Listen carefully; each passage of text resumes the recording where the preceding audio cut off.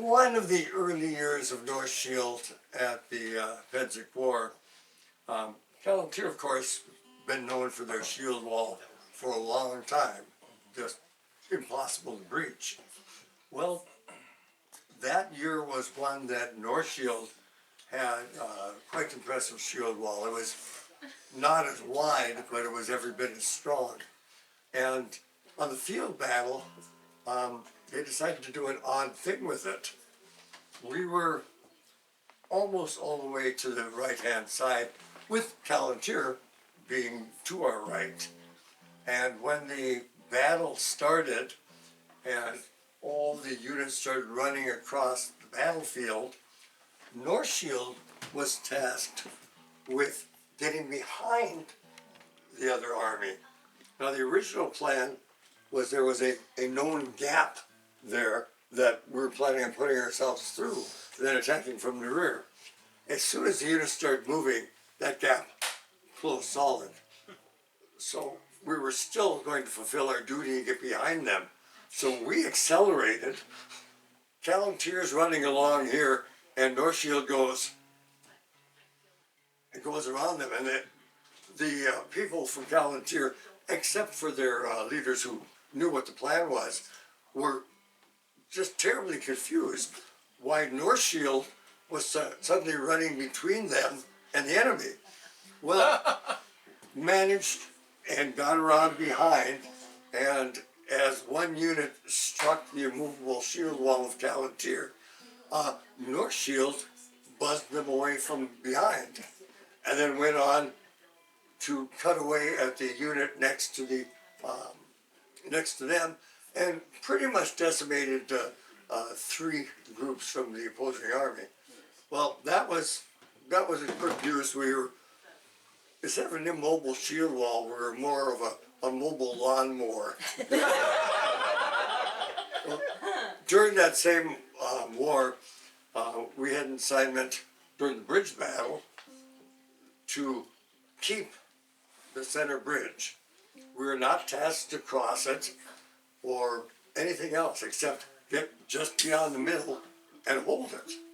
Well, that's what we set out to do. So we got our shield wall up there, firmly planted, and at least 3 different units from the Eastern Army came and were gradually whittled down into nothingness from our well set up shield wall. A very nice killing pocket. Well, they were getting a little bit annoyed at that, and it was getting towards the end of the battle, and I think at that point, East had one bridge and Middle had the other. So it was our bridge that was going to be the deciding factor. Well, they moved all of their people out of the way, and we heard this wild, cacophonous roar from the back. They had been holding a group in reserve back there. And it's a group that isn't actually of the SCA, but fights with us at war. They typically wear the minimum amount of armor possible. And that year, one of their leaders had no armor on his body, upper body, except for the elbows, and a helmet that had a big skull face on it. Yeah. So they decided that this huge group of Chuchuks was supposed to charge in and break through our shield wall. Well, we saw them all gathering back there, and they started accelerating and gaining speed. And as they were approaching us, they often chant, "Two chucks, two chucks." Well, we were chanting, "Ground chuck, ground chuck," because that was our intent.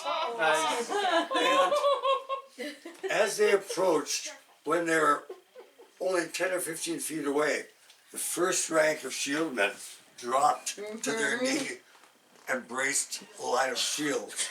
The next line of shields was right behind them at a higher level. And I was happy enough to be one of the people with the 7.5-foot pole arm right behind them. Well, Yes. it was a total surprise to them as they dropped and they just smashed against our wall.